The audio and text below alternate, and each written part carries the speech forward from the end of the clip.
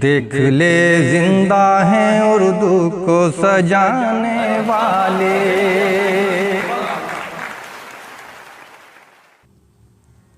किसे खबर है कि उम्र बस उस पे गौर करने में कट रही है। किसे खबर है कि उम्र बस उस पे गौर करने में कट रही है कि ये उदासी हमारे जिस्मों से किस खुशी में लिपट रही है। अजीब दुख है हम उसके होकर भी उसको छूने से डर रहे हैं। अजीब दुख है हम उसके होकर भी उसको छूने से डर रहे हैं। अजीब दुख है हमारे हिस्से की आग औरों में बट रही है। मैं उसको हर रोज बस यही एक झूठ सुनने को फ़ोन करता। मैं उसको हर रोज बस यही एक झूठ सुनने को फ़ोन करता।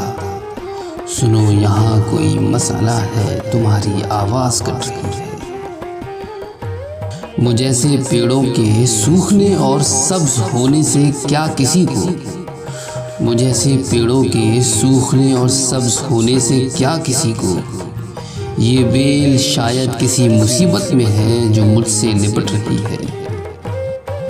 ये वक्त आने पे अपनी औलाद अपने अजदाद बेच देगी।